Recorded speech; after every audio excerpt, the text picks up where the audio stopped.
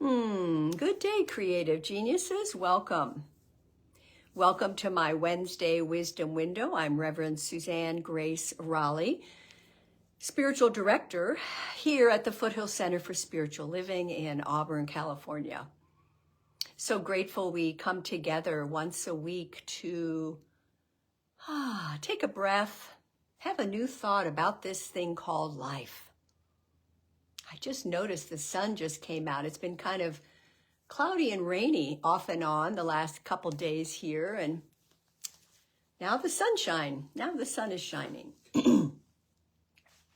So I'm grateful that you're here whenever and wherever you watch this from. Please let me know that you are here. I appreciate it. And I am going to go today to the Science of Mind magazine for the month of, what month is this? May. The month of May. And they often have an article by Ernest Holmes, the founder of the Science of Mind. And this month, it's just a beautiful article in the back called, "Who is Our Worst Enemy?" It's kind of a funny thing, huh? So I'm going to read a little bit of that, and then we'll take that into contemplation and prayer. So I'd like to start today with a little bit of a breath practice. I often do that in between things, but I kind of need to get grounded today in my breath. How about you? Oh gosh, there's a lot going on. So if you're not driving, I invite you to put your feet on Mother Earth. Oh, yes. So some of the acupressure holds, I used to be a massage therapist and yoga teacher, and I was many other things in my other life. But one of the things I love is different places on the body that we can hold, especially our face or our forehead, that help to calm the nervous system and quiet our busy mind. And I've been using these a lot in the last few weeks in my grieving process, and they're very helpful.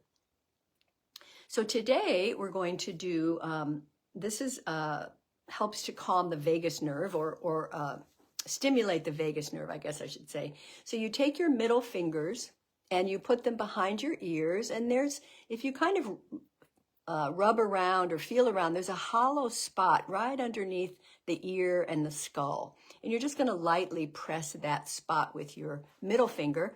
And then the other fingers just rest across your jaw, and my thumb is on the side of my neck. It's a gentle holding of your face or your head. And you don't want to squeeze and feel uncomfortable. It's just a resting place. And there's a little bit of gentle pressure on the middle finger into the pressure point there underneath the ear, under the skull. That hollow, it's a hollow spot. You'll find it. Oh, just for me, it immediately just downshifts my body, my energy a little bit. So if it's comfortable, I invite you to just let your eyes lower and looking or feeling that energy moving down to the heart space. Relax your shoulders and feel your spine extended as best you can. We acknowledge our feet on Mother Earth, and we also acknowledge that we're open at the top. The crown chakra open, as Ernest Holmes would say, open at the top, so that we can have that flow of energy, cosmic energy, divine energy. And so as we do this hold here, this gentle hold, we're going to take our 3 conscious breaths in a moment. Excuse me. And we breathe in through the nostrils and out through the mouth slowly. And the mouth breath is kind of like you're blowing through a straw. It's called straw breath. It doesn't even have to make a sound, but it helps to elongate the exhale, which also helps with the coherence of the mind and the heart. Okay, so let's begin. Inhale through the nostrils. And through the mouth, slow exhale.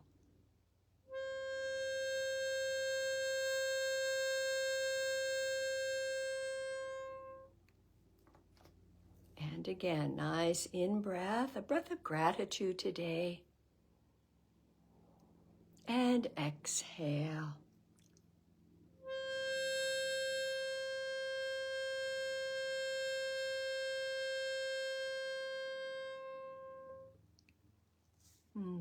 And one more conscious breath in, maybe even with a smile, inner smile, and let it go.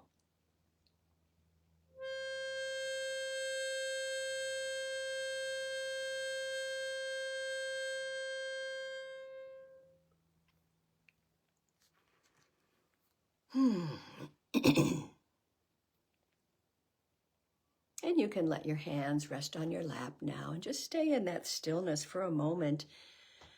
And feel what you feel.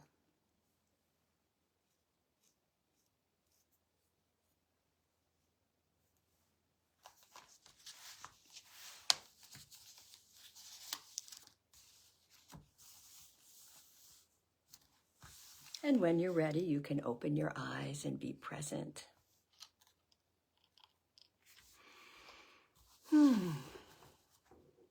It's such a simple little breath to do, isn't it? So I'm going to read from the Science of Mind magazine. Oh, goodness. This is what Ernest Holmes has to say. Let's become our own best friends. You and I are our own worst enemies. Take it or leave it, like it or not. It is the simple truth.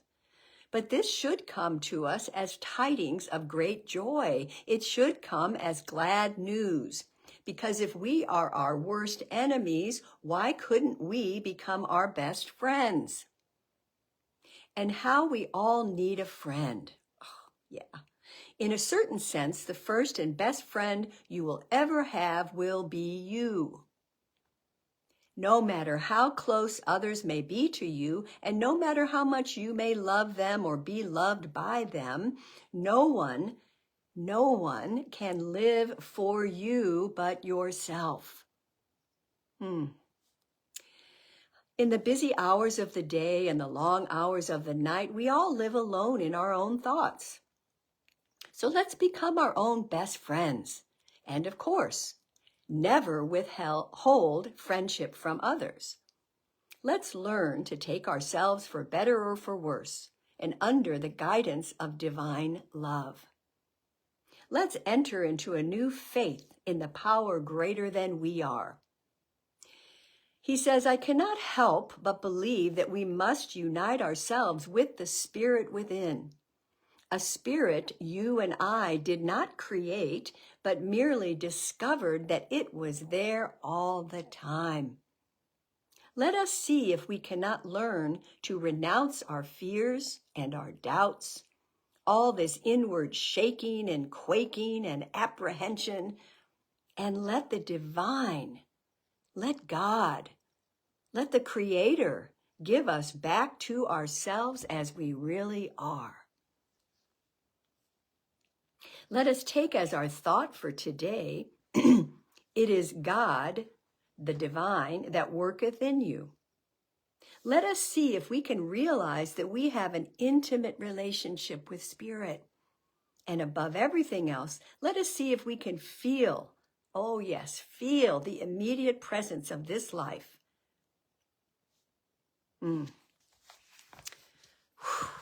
Let us be our own best friend.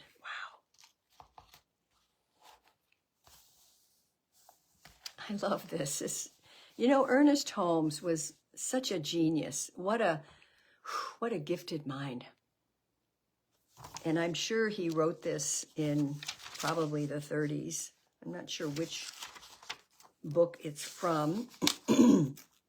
Doesn't really matter. So let's take that into prayer and a little contemplation. So I invite you again to if it's comfortable, just to close your eyes and let's just drop back into that holy, holy place within us. That place within us that has never been separate from its good, from God.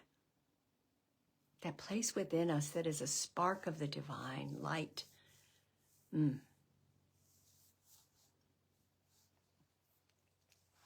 So I'm going to read this prayer in the first person. I invite you to just receive it for yourself. It is God that worketh in me. I am now letting go of all fear and doubt. I am loosening it and letting it go as I affirm the presence of perfect life within me. I feel I am entering into life's harmony. I am one with its rhythm. I feel the rhythm and the pulsation of the universe flowing through me with perfect power. I am entering into a deep conviction that all is well with me and with everyone else. I am entering into conscious union with others, into conscious harmony with everything that transpires in my everyday life, and into a deep sense of gratitude for life itself. As I let go of everything that denies the goodness of life, I feel that God, the divine, is giving life back to me as it actually is, in love, in harmony, and in peace. And I rejoice in this self-discovery that I see myself not as lost, but found in the divine, found in the Creator, God.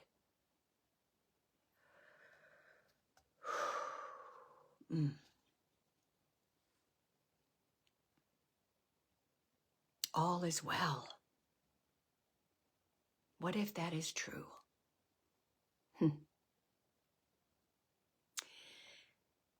And so I am grateful that these words touch each of our hearts, minds, and souls.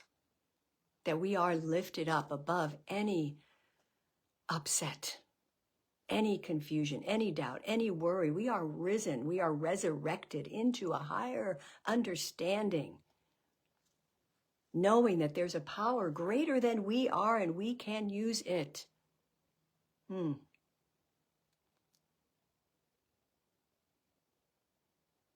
So our affirmation today is, I am one with life's rhythm. I feel the rhythm and pulsation of the universe flowing through me with perfect power. I invite you to repeat after me. I am one with life's rhythm. I feel the rhythm and pulsation of the universe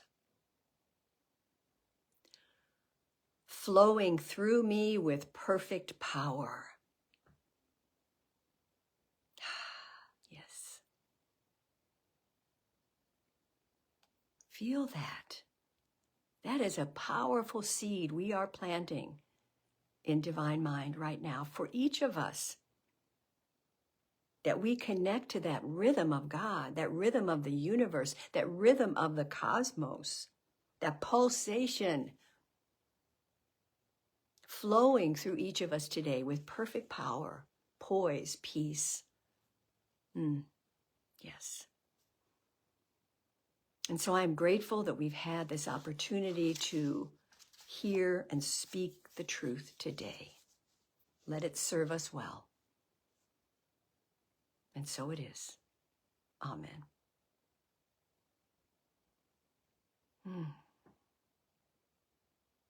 And as we come back, we open our eyes and, lots of people here. Good morning, everybody.